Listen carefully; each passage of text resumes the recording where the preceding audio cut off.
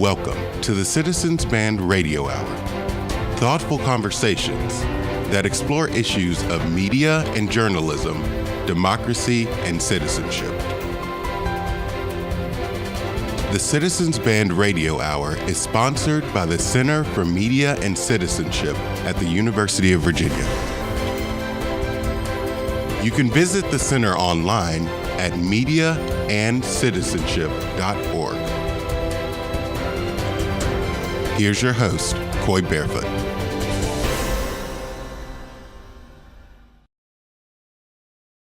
For the first time since the end of the Cold War, the world is steadily becoming less democratic.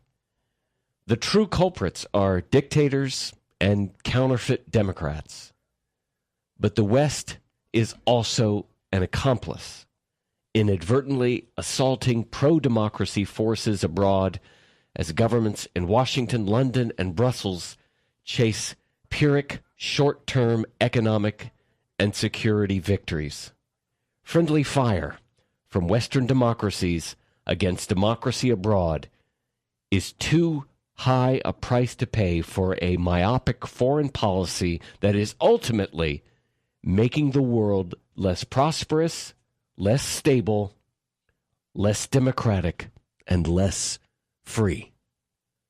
The new book is The Despot's Accomplice: How the West is Aiding and Abetting the Decline of Democracy. My guest is Dr. Brian Klaas. He is an expert on global democracy, democratic transitions, American politics, Western foreign policy, political violence, and elections. He teaches at the London School of Economics, and you can find him online at brianklaas, KLAAS.com. Brian, it's a true honor to have you with us, sir. Thank you for making time for us. Hey, it's my pleasure. Thanks for having me on the show. So let's talk about how the West is aiding and abetting the assault on the very principles that laid the foundation for the modern world. I'm thinking of the great 18th century revolutions when we saw for the first time the fruition of these ideas that had been kicked around for a few hundred years, you know, the Scottish moralists, and they were really embracing and trying some of these really sincere efforts at human liberty, at creating governments that would protect birthrights, that would protect inalienable rights with which people are born. Brian, lay it out for us. What is happening now that we should be paying attention to, that we should be paying attention to, that is truly threatening the very civil liberties and human rights that we believe should give true flower to the modern world? Yeah, well, I think there's sort of three things happening that are forming a perfect storm against democracy. And we've got 11 years now in a row where the world has become less democratic than the year before. So it's more than a decade of decline for democracy around the world. And the three things in particular, one I call the Saudi Arabia effect, and that's a very simple idea, which is the West actively supports regimes that are undemocratic. We all know that. That's an obvious point. But it's something that's very important because it's impeding the rise of democracy around the world, particularly in the Arab world. The second point, which is a little bit more nuanced and not obvious, is what I call the Crucible Expectation. And this is where the bar that has been set by Western foreign policy in the sort of 100-plus countries that are in between dictatorship and democracy around the world, what I call counterfeit democracies, they really have no incentive to fully democratize because they have rigged elections, they have non-democratic leaders, and yet the West often says that's good enough because it's politically expedient to do so. And I'll talk about that a little more on later in the interview, I'm sure. But the third point is a crucial one and one that's happening extremely at a rapidly accelerating pace right now, and that is that the beacon of Western democracy, that flame is dying out in how the world sees the model of America. And so, you know, Ronald Reagan used to refer to Western democracy, and particularly American democracy, as a shining city on a hill. And everywhere I've gone in the last sort of year and a half to 2 years, but especially in the last several months, from Thailand to Madagascar and places in between, they look to the West and they look to what's happening in America with the rise of Trump and Brexit and things like that in Britain, and they say, we don't really want this. And so I think there's this 1-2-3 punch of Western foreign policy prioritizing the wrong things in bad regimes, not setting the bar high enough in the sort of countries that are ripe for a transition to democracy, and then people just not wanting to emulate American democracy anymore at the same time that American democracy itself is eroding and being chipped away at slowly by the Trump administration. And so it's this perfect storm here in at the dawn of the 21st century that sets the stage for Erdogan and Duarte and Putin, and just sort of, it feeds the Putin narrative that liberal democracies have failed, and we need strong authoritarian leadership in the world.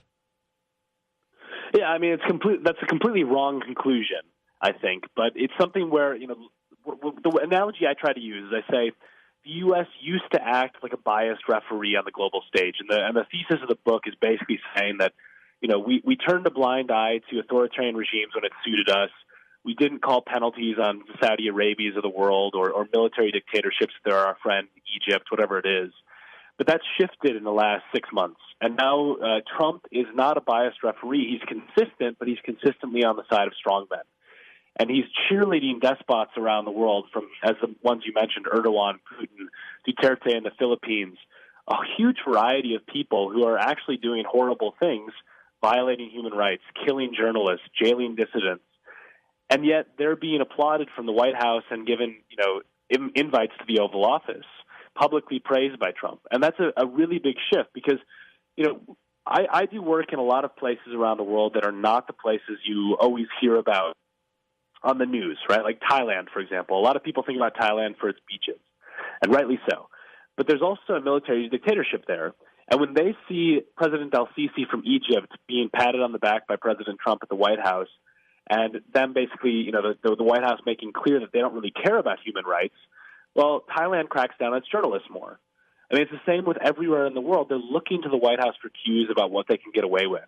And it is absolutely clear to everyone that they can get away with a lot more. And that's why even in the last couple months, countries like Bahrain have started cracking down on dissidents much more. And so you have this ripple effect of the countries you don't think about making the world much worse for human rights, impeding the spread of democracy, and actually accelerating the grip of authoritarianism in their societies. So I think what Trump doesn't understand, or either does, if he does understand, he's just being willfully ignorant of it, is that his signals, even from things on Twitter to who he hosts at the White House, are being paid attention to by every other despot or aspiring despot in the world.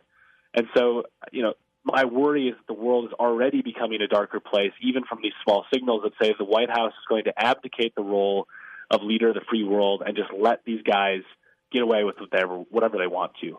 And whatever they want to get away with is a very ugly thing indeed. So that's it's a major shift, even since I wrote the book, in the sense that it's gone from being, just an accomplice or a duplicitous accomplice to despots to America being much more of a cheerleader for them around the world. And it's a really chilling time to be an American, certainly, and to live in the West. We're talking with Dr. Brian Klaas. The new book is The Despot's Accomplice: How the West is Aiding and Abetting the Decline of Democracy. You can find him online at brianklaas.com, Klaas, and you can also follow him on Twitter at Brian Klaas. So how do we overcome this curse of low expectations, which is the second thing you pointed to? How do we get our leaders to recognize that we want them to stand up more strongly, fervently in support of democracy and human rights and freedom, instead of just paying lip service to it, so that and making the priority more that we can sell more cars over here or get a better deal on this tariff over there, and we sort of supplant the ideals of America for the processes and short-term profits of corporate America?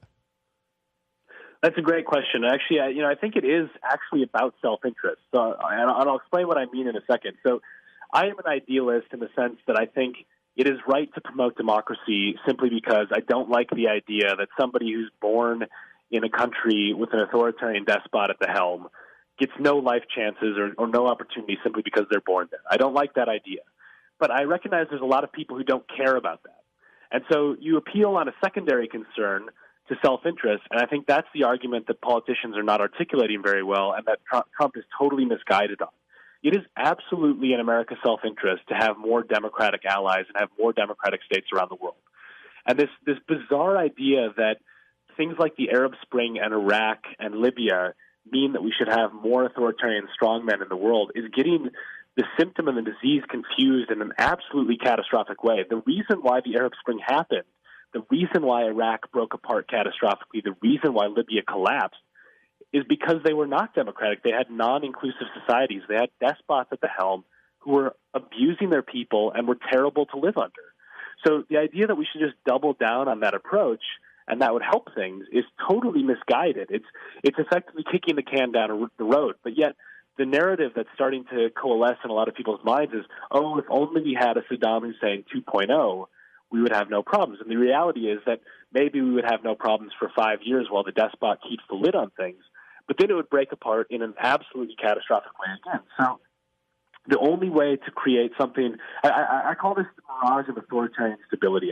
We delude ourselves time and time again into believing that if you just have a strong enough strongman, all the problems in the world go away. And it's just not the way it is. I mean, people can only take so much. They don't like living in these societies. And they're eventually going to revolt and have uprisings, and that's where the volatility, the refugees, the economic disruptions, all sorts of things that cost Americans a huge amount of money to deal with, come from. And so, if we actually had inclusive societies where there was actually a safety valve for frustrations, a way to deal with problems collaboratively, America would have much less to spend on foreign misadventures. So, I think that appealing to people's self-interest is actually something very wise to do. The real problem, and this is where the paradox of democracy gets built in in such a complex and difficult way, is that politicians don't do that because that is a long-term strategy. Investing in democracy in a place like Iraq is something that will pay dividends, but maybe not for 10 years. And every president is not thinking about 10 years from now. They're thinking about 10 months from now or 10 weeks from now. And so the hard thing to do is to try to get a democratically elected politician in the West to think beyond their electoral mandate, to sort of invest into a future that creates a much more stable world. But that is very hard to do because of our own electoral cycle. So, this is the paradox that democratically elected politicians are perhaps part of the problem in this formulation. But I do not accept for 1 second that promoting democracy is against our self-interest. I mean, I think if you look at Trump's view of diplomacy, it is extremely transactional. It's how much do they pay, how much do we pay? But if you take that approach, how would the Marshall Plan look, the rebuilding of Europe after World War II? It was a huge disbursement of American funds to rebuild war-torn societies across an ocean. And yet it was the absolute best investment America has made in its history. For a tiny fraction of the cost, we got paid back with all sorts of trade, massive amounts of investment from Europe, and all of our NATO allies. I mean, that was by far the best investment. And under Donald Trump's short-term, myopic, transactional worldview, it would be seen as a, quote, bad deal. And so I think the key is that politicians need to talk about what these things buy us beyond the sort of short-term dollars and cents. And that's the only smart way to think about politics in the long run. Dr. Brian Klaas is at the London School of Economics, where he is a fellow in comparative politics, and he has joined us live to discuss his new book, The Despot's Accomplice, How the West is Aiding and Abetting the Decline of Democracy. Brian, there you are in London, where we read of another attack on innocent civilians for religious and political reasons. Tell us about the reaction in London following this latest attack, and how do these attacks and the attacks of white supremacists in America, which far outnumber the attacks of so-called Islamic extremists, how does all of that violence fit into your thesis? Yeah, I mean, it was quite a disturbing thing again on Saturday night. I don't live terribly far from where the attack happened. And I think it does shake things up. It creates a reactionary type of politics that appeals to the basest emotions we have, turning on each other, exploiting divisions within society for political gain. And I think, the reaction over here, the sort of cliche your listeners may have seen on T-shirts and things like that, the "Keep Calm and Carry On" slogan, the sort of official mantra of Britain. And it's very true. I mean, life is extremely normal here in London today. You wouldn't have known if you hadn't been reading the papers that much had happened. But I think that this sort of divisiveness in response to it is very, very difficult for democracy, because democracy requires sort of belief that we're all in this together, that we're going to work together, collaborate, and eventually sort out our problems. And I think as people turn on each other, that's where politicians have the strongest impetus to exploit those divisions for their own gain. And that's what we saw on Saturday. And I have to say, for those who have not been maybe following all of Trump's tweets, they're playing extremely badly over here. He's attacked the mayor of London twice using a quote that was pulled out of context, where Sadiq Khan, the mayor of London, said there's no reason to be alarmed by the increased police presence over the next few days. And Trump tweeted that the mayor of London said that there was no reason to be alarmed by the attacks, which is absolutely not true. And what's happening is it's becoming, so unifying over here that Trump is a politically toxic force, that it's alienating key allies. I mean, you just cannot imagine Ronald Reagan or George W. Bush or any of the previous Republican presidents attacking the mayor of a Democratic ally city that just underwent a horrific attack. So, it's a really, really disheartening response. But in the broader sense of things, this is one of the issues that's at the core of promoting the value of democracy as an antidote to this. It's strong. The system is stronger than these attacks. I mean, I think that's something that's been obviously clear, and I think the response and the resilience here is particularly tied into democracy, because there's a general election on Thursday, and all of the politicians involved specifically said, we are not postponing this. We will take a break from campaigning for 6 hours or so out of respect for the victims, and then it's on to our democratic process. And I thought that was a really admirable response on all sides to something that was a really horrific and jarring attack. Brian, what's your thoughts on the continued investigation of the alleged collusion between Trump and his team and the Putin's criminal oligarch friends and directly tied to the Kremlin?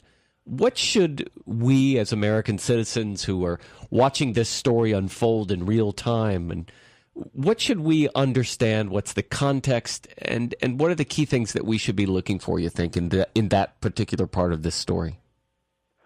Well, I think there's sort of two wings to the story. One is the aspect of democracy, and one is the aspect of the investigation itself. I think for the integrity of American democracy, it is absolutely essential this investigation gets to the bottom of what happened extremely quickly. To have a foreign adversary launch a cyber attack on the United States during its election period with an intent to sway the election in a certain way is a major threat to American democracy. And to have the President of the United States, who is clearly the beneficiary of that attack, act as a complete apologist for the adversary is so damaging. Because, Putin does this around the world. America is not the first victim of cyber meddling by the Russian state. But, they respond based on what happens when they get caught. And nothing has happened. There's no negative consequences, effectively, to doing something that is as close to a digital act of war as you can get without an actual cyber terrorism threat. So, for the state of our democracy, it's not only important to send the signal that this is unacceptable, but it's also important to make sure that the President of the United States and his close allies do not have any ties, arrangements, debts, anything of that sort to an outside power, because otherwise, at that point, that negates the connection between the voter and the politician, which is what democracy is all about, especially representative democracy like we have in the U.S. So that's the democracy angle. On the second angle, this story is clearly got something to it, right? I think there are so many people defending Trump who say this is just some liberal conspiracy. But, liberals did not conspire to force General Flynn to sit with Putin at a table and get paid by Russia and then get paid secretly by Turkey and then lie about it and then talk to the ambassador. And then Kushner meets with the ambassador and talks to a banker who's under Russian sanctions, which has no business meeting with an official in the transition team, lies about it, then doesn't declare it on the security clearance form. I mean, there's something happening. And the thing that is the most crucial to pay attention to is the Comey testimony on Thursday, because all of those things I mentioned before are smoke that is indicative of a serious scandal. But the fire could actually be what we're seeing burning right now, which is that Trump almost certainly obstructed justice. And that was what took down Richard Nixon. If you recall the Watergate scandal, it was abuse of power and obstruction of justice that were two of the articles of impeachment drafted against Nixon before he resigned. And I think it is absolutely clear that if Comey confirms, as we expect he will, that Trump specifically told him to stop the investigation into certain key allies of Trump, that would both be abuse of executive power and a clear attempt to obstruct justice. So, the question then becomes, if that evidence exists, do the Republicans turn on one of their own? And that's where, again, democracy frays, because if partisanship overpowers, the loyalty to the democratic process in the country, we are in a serious world of trouble. And that's what I'm afraid is going to happen, is we're going to have clear evidence of an attempt to obstruct justice, which Trump effectively admitted, because in that Lester Holt interview, he said, I fired him because of the Russia thing. Yep. Which effectively is standing up and saying, I did it. And the question is now, what's the response? Does he just get away with it? And that's unfortunately the most likely scenario right now. And so the greatest threat is, as you make clear in your book, one of the greatest threats now to the health and well-being of democracy itself in the West is this grip of partisan tribalism, which you have written about. How should we understand the role of partisan? It's not just partisan politics. I mean, you're so right to say partisan tribalism. There's something so raw and basic about it that speaks to our genes as the descendants of primates here. There's some fascinating anthropological stuff going on here. Yeah, I mean, it is really, it's at its worst point, I think, in American history. And it's getting worse partly because of how divided the politicians are, and partly because they're feeding off the fact that now we self-select into partisan echo chambers with our media we consume, with the people we hang out with. But I think there's really two drivers of this in the U.S. that are the two silver bullets I would say need to be fired to fix American democracy. And one of them is gerrymandering, and the other is money in politics. So with gerrymandering, I mean, one of the most striking statistics I've seen, I looked up in 2016 how many incumbents lost in Congress, in the House, right, out of 435. And the number is 8. 8 incumbents were defeated out of 435. And that's in spite of the fact that opinion polls show consistently that Congress's approval rating is around the same as the approval rating for cockroaches and traffic jams. The polling agencies actually ask this.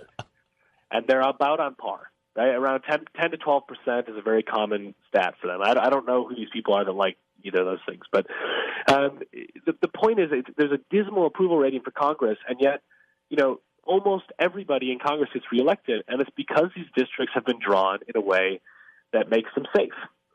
And that is, to me, the biggest threat to American democracy right there, because you don't even have a chance to change policy. You figure, why vote? If I live in a seat that is 80% Republicans, it doesn't even matter if I vote. And the person who's in that seat, all they care about is the primary, right? And that's what you're seeing in Congress right now, is people who personally loathe Trump and do not want him to be president, going to bat for him at every turn because they know that they will never lose a general election against a Democrat, but could lose a primary challenge to somebody who says you're not Republican enough. And that is just absolutely, and it's, by the way, I mean, the same is happening for the Democrats too, right? There's, to an extent, there's more gerrymandering happening in Republican states, but it's still a problem in democratically controlled states too. And that is a seriously corrosive factor in our democracy. And the second thing I mentioned is money in politics. And this is just where, the constant fundraising, the constant need to be pandering to groups that can fund your campaign is just toxic. And it means that ordinary voters' voices get drowned out by the people with money in politics, and that's who politicians are most responsive to. And study after study shows that the elite interest is served almost all of the time in Congress, and very rarely is the sort of ordinary person's policy preference translated into law. So those two things can be fixed. They're not difficult to fix, and yet they're still the sort of pervasive toxins on our democracy, and they're the things that are accelerating polarization because there's just no swayable voices in Congress anymore, right? I mean, you see these handful of Republicans speaking out against Trump, but they're the people who tend to be in safe seats, who don't have election for several years. People like John McCain, who's got 6 years before his next election. And that's a real problem. I mean, you can't have a reasoned debate when you know that the default position is just to go to bat for your party no matter what. And that's what we've become. And it's true on both sides. We're talking with Dr. Brian Klaas live from the London School of Economics. The new must-read book is The Despot's Accomplice: How the West is Aiding and Abetting the Decline of Democracy. Brian, what's your read on the alt-right and how we should understand that? Here in Charlottesville, Virginia, just a few days ago, Richard Spencer brought about 150 of his buddies down here from D.C. to gather in a public park around a Robert E. Lee statue that the city wants to get rid of. And they had torches, and they chanted Nazi slogans, and they chanted over and over again, Russia is our friend, right here in Thomas Jefferson's Charlottesville. It was quite alarming, and it made national news. How should we understand the alt-right and Trump's connection to the alt-right? Well, I think it's very alarming. And I think what's most alarming about it is that it's getting mainstreamed, right? And I don't mean Richard Spencer so much because he is so obviously, he's not even hiding himself in sheepskins as a wolf. He's just clearly a racist wolf. And so, but the people who I think are the most troubling are the ones who are trying to sort of become this mainstream figures. And these are sort of the Steve Bannons of the world, Sebastian Gorka, people who are actually in the White House who have no business being in the White House. And I saw this firsthand because I do some commentary in the media about American politics over here in the UK. And, the shift in who they have, if you have a debate with somebody from the left and somebody from the right on TV, last year, the people that they had representing the right were sort of mainstream Republicans, right? They were often people who, I didn't necessarily agree with everything they said, but they would absolutely abhor racism. They would not say that we should put Muslims in internment camps or ban them from entering the country, right? And then you fast forward a year, and what happened, even internationally, I mean, this is definitely happening to a much greater degree in the U.S., but even internationally, is because the media wants to seem balanced, they have to find someone who is willing to take the Trump view. So you have this mainstream media sort of outlet that wouldn't have ever thought about putting somebody from Breitbart on TV. Now, because they want to have the Trump point of view, they have to have somebody who's sort of a mainstream Democrat debating a far-right Breitbart ideologue who's in favor of things like banning Muslims outright from entering the United States. And that is so poisonous because it automatically means that that's what the frame of the debate, when in fact an overwhelming majority of Republicans pre-2016 would have found that to be an abhorrent view. And so I think, that's the thing that we have to really be worried about is these people always existed. There's no question. It's not like the alt-right emerged because Trump came around. It's just that he's brought them out of the woodwork into the mainstream, and that is what needs to never be normal. So, I mean, I think this is a real problem where we're actually debating things like, oh, these people say that we should just round up Muslims and put them in internment camps. I mean, literally, a Breitbart writer tweeted 2 days ago that it's time for another crusade. I mean, this is crazy. This is something where you cannot mince words. It is absolutely crazy. It's repugnant. It's abhorrent. And it should not be a part of our politics. And I think that, everybody should be saying this. This should not be something that is a partisan issue. And that's what I think is the most alarming thing about Trumpism right now, is the number of things that were nonpartisan, bipartisan consensus a year and a half ago that now have become partisan. And to say that somebody should not be targeted based on their religion was something all Americans agreed with 2 years ago. And now it is something that divides Democrats and Republicans. And that is what is going to absolutely destroy our democracy if we allow it to take root. That modern liberal vision of the 18th century that inspired the great revolutions in America and France were all about creating these new institutions that would safeguard human liberty. And we should say not just safeguard, but really not just preserve, but strengthen by successive generations. And that's certainly what we've seen by successive generations of new founders of human liberty.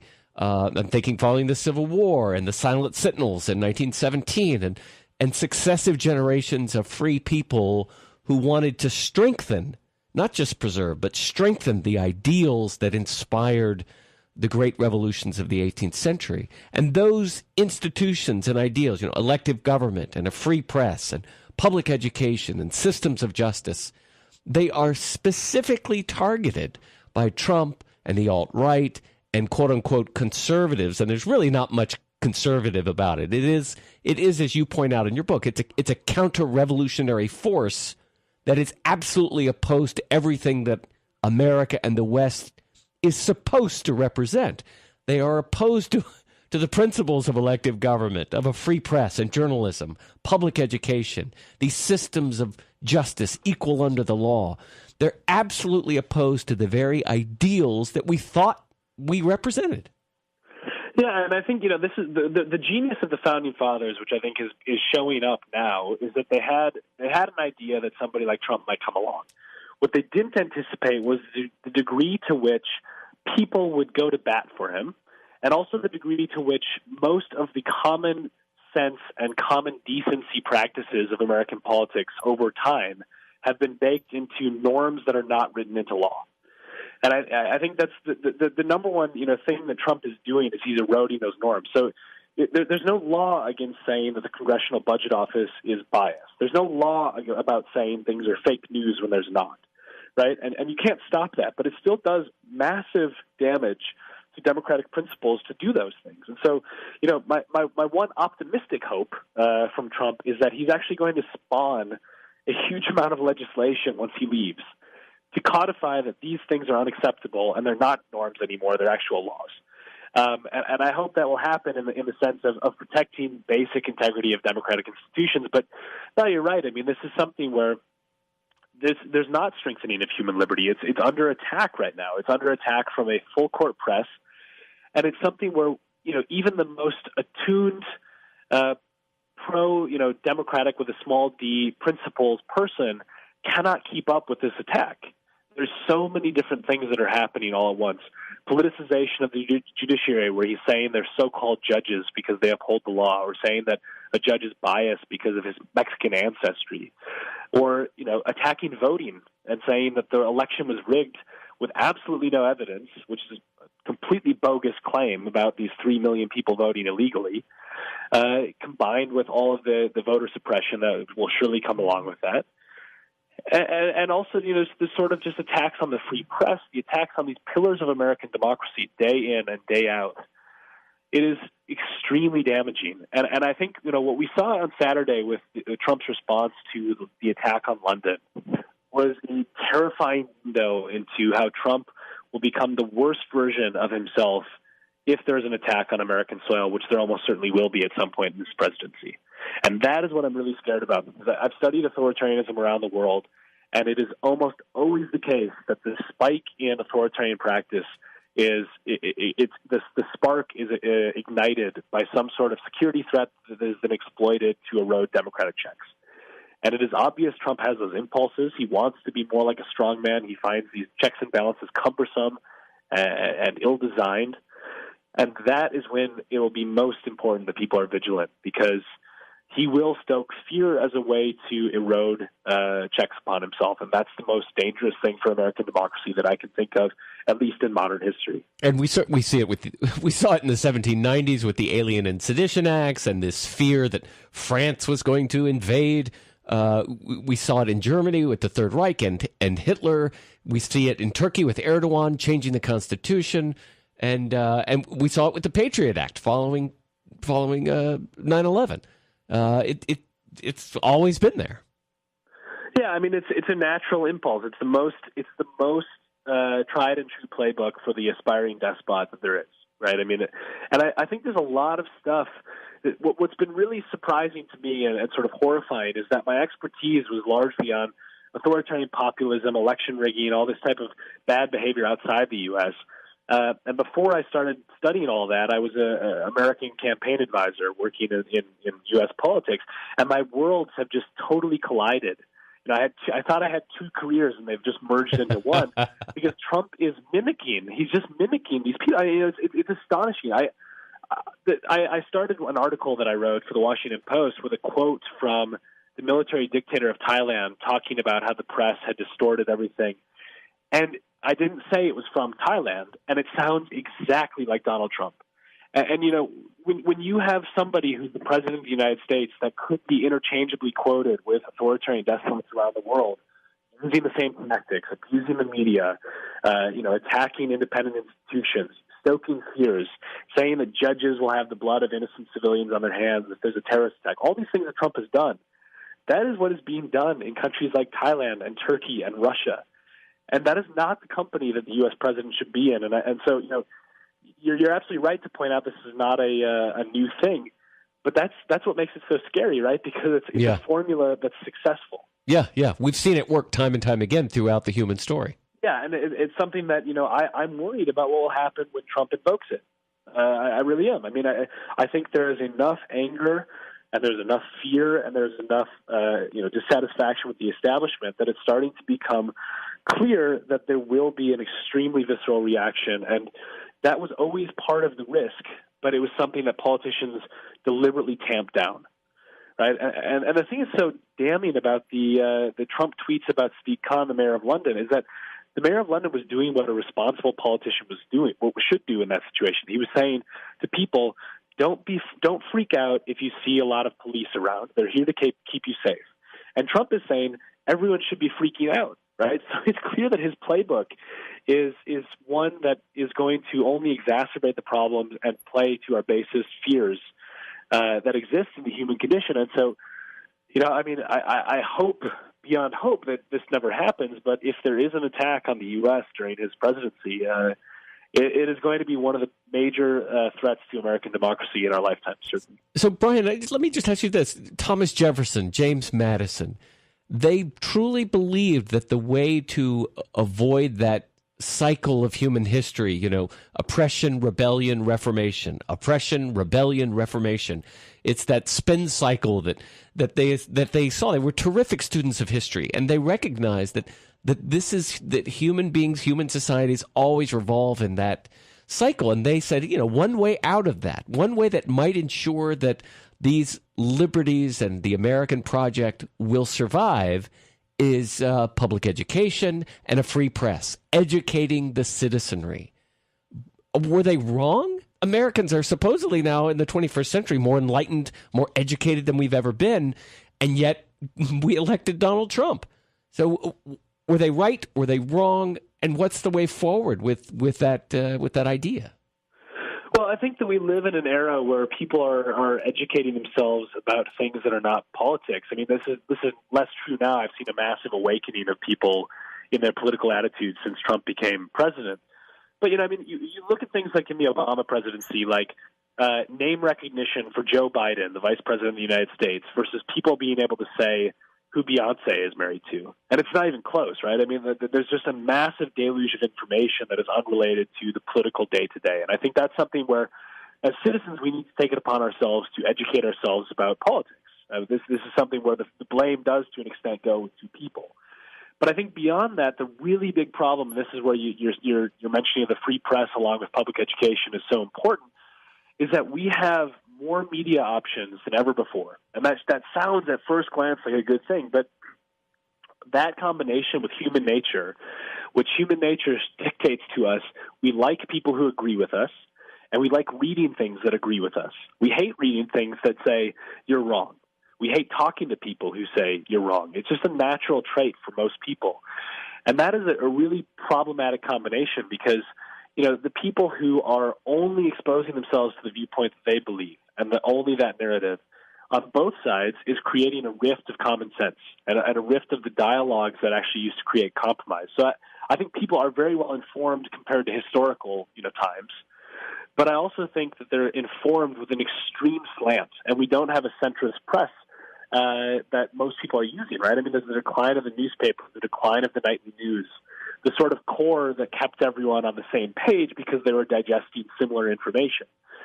And, it's just even something like the Russia investigation, if you go to a liberal news outlet, they are focusing on the sort of speculation a bit too much, probably, right? Some of this, the conspiracy theories have got a bit too much prominence, but they're also focusing very rightly on all of the smoke that's around this entire investigation. The Republican media, or the more conservative media, is focusing on unmasking, which has been debunked already, and is saying this is all made up and this is all a conspiracy. So, reality is between those two things, right? It's probably not the worst possible interpretation of events is correct on the left, and it's certainly not that there's nothing going on there on the right. So like the people who are trying to hone the middle line, there's not a natural constituency for them, because those media outlets that are trying to dial down just with facts, those are the ones that are losing out.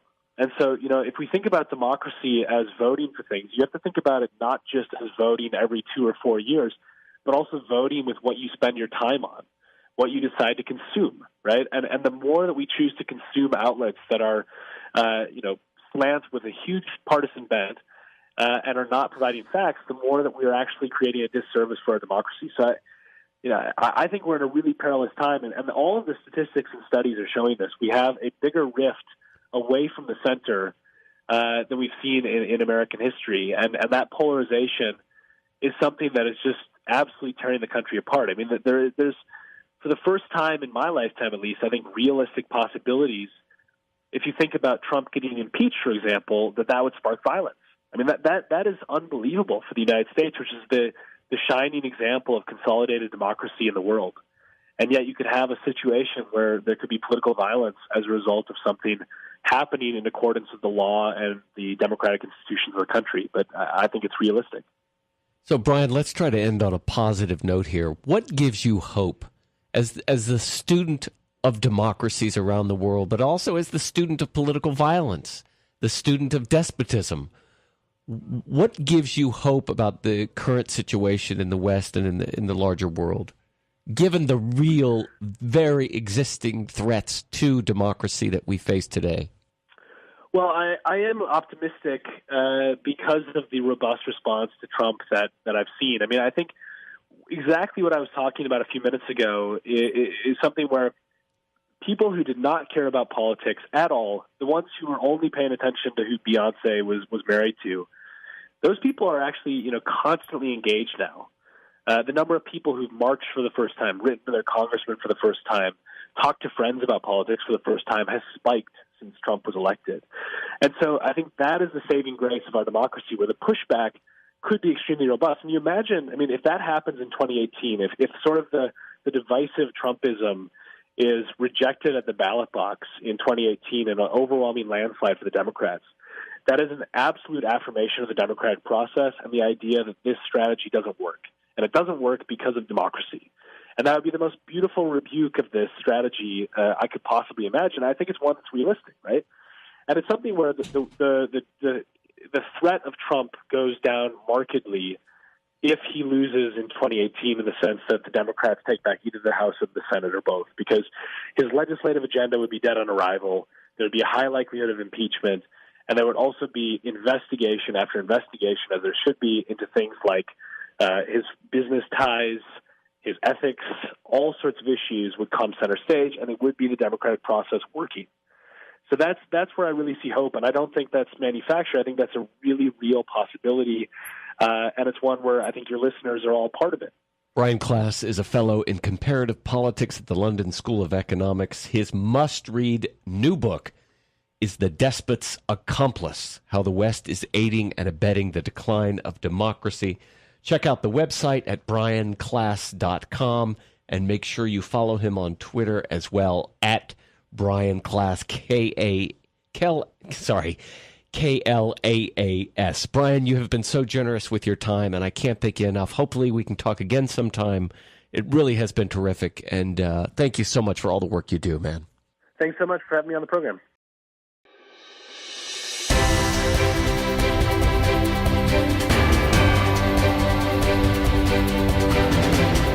You've been listening to the Citizens Band Radio Hour.